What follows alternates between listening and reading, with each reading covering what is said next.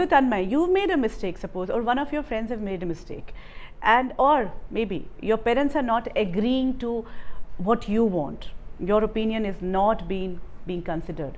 Then what is our reaction? Usually we feel that our parents are ignoring us, or they are not listening to us, and we feel kind of what I can say, Frustrated, frustrated, yeah, and angry, and we start to get away from them, and we stop listening to them like they didn't listen to us. How about banging the doors on them? Many of us do. We have done it in our childhood many a times. You're still a child. Yeah, I also have done it many a times. But why banging the door on them? Do they look like a soft, target? No, this is because all our anger gets on that door, and when we bang it, we know they will feel bad at that time, and we want that to happen because we are angry at that time, and when we bang, we know they also get angry, and they also get frustrated, and they know what we feel like. Oh my God! So it's like they want parents to understand what they are feeling, the frustration. But Tulika, I would like to know what the parent goes through. I guess it's totally devastating. It's very, very devastating, and a parent definitely must feel that, okay, after doing everything for them, how come they're not understanding? I can tell you, this friend of mine had got a split AC for her daughter's room, and there was a pact that, okay, we want that. How old is the daughter? She's around 10, Okay. preteen, she's just 10. And the split AC did not fit in her room. So they had to make a compromise, they had to shift the window AC from the other room, and the daughter just would not have it. She, as you said, she just banged the washroom door and sat there for crying for a good half an hour, and there was nothing these parents could do about it. And this friend of mine was like, I did not know how to make her come out. How did the parent feel? I think she was a little scared, and she was of course feeling let down, and she was feeling a little guilty that after promising something to her, she was unable to do it, and she had no clue how to sort this out. Yeah. Even if these incidences happen, the relationship still remains good. In most of the cases it doesn't. Many a times children keeps on remembering the things that happened, and they pile up the things, and whenever something happens like again, so they remember that, and they feel more angry and anxious to have a fight with their parents. Yeah, the same thing will get repeated because they expect again the parent is going to react like this. Even the parents, after these fights, actually somewhere the parent also feels that the child is going to react this way only. Do we give second chances after the mistakes? Mostly not. I guess it's a very human reaction to feel that your child is going to be the perfect and the best human being ever, and when they react in a way which is alien to you, then your reaction even the second time or the third time is again, oh my God, what did I do wrong? It's always like that. You feel that you have failed as a parent. You feel somewhere you've done something wrong, maybe you've not given enough open channels for them to communicate, and then it does make you think twice or thrice.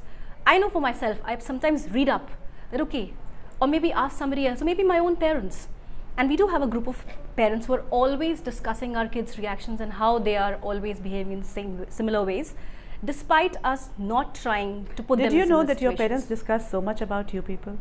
They're so concerned about you. We think they are only being cranky, and they are being angry with us. Whatever we do, they are always there, and They're always creating obstacles. Yeah. They don't want us to do this. They don't Yeah. want us to do this.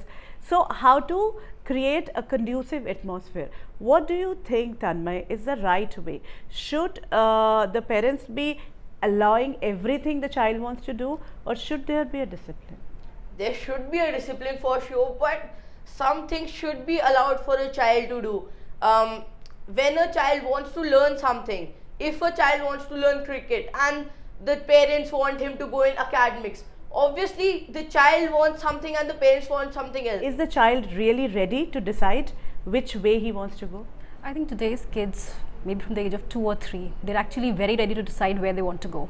It's only the parents, if they are not ready to accept that, okay, my child is an independent person, they can think the way they want to. Most parents are not ready to accept, even when they are teens, even when they are 15, 16, 17, they want to take up a stream, or as he said, that maybe they want to take up cricket. A parent is always wanting to create a shield, and the child is feeling like a free bird. And that is why he feels confined. Yes, why am I being stopped? But then both the roles are defined. See, the parent role is there to create a shield. Of course, he has to do that because you called for it. You know, the spiritual significance says that the soul decides which parents to, choose. So, but now the whole thing where we go wrong somewhere is that for a parent, he becomes the owner. And that is why the confinement, otherwise a beautiful relationship. And how the communication can be effective, Tanmay, last bit from you, that what should we remember when we are communicating to our parents? That we should not be cranky. And when they say no, we should know they are saying something for our own good. And they have experienced it. They were also children. So when we are talking to our parents, we should always remember that parents know what they say, and they say when they decide what we want to do. Tulika, do you think what should be the effective way to communicate with children? I think as parents, of course, it's very important to talk about everything. There shouldn't be anything which the parents should feel that, okay, this is not something which I can talk about to my kid.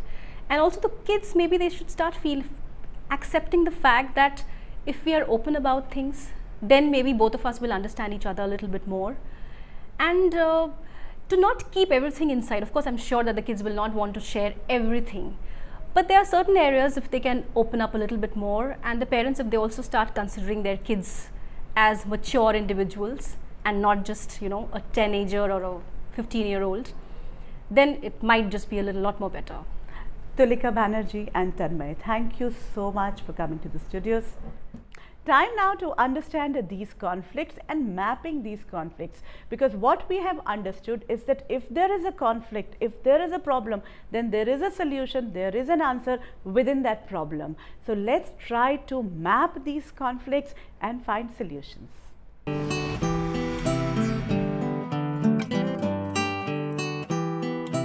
Communicating with your child does not mean knowing everything about your child. Communication is a two-way process. We usually don't let children say anything, but we tell them what we think or want. Children don't share with parents due to fear of rejection. By rejecting or ignoring children's suggestions, ideas or incidences, parents close the channels of communication. Child's aggressive behavior is a result of suffocation and fear. Your child is an intelligent, independent being, capable of making right decisions for himself or herself, with a little guidance from you. Allow him to be. Children should know banging the doors or shouting back at them hurts the parents immensely. Remember, you chose your parents so that you can achieve your life's goal. Similarly, parents should remember they had accepted the invitation and had promised the soul to help him or her achieve their goals. Parents and children are in a lifelong spiritual bond of pure love, care, and guidance.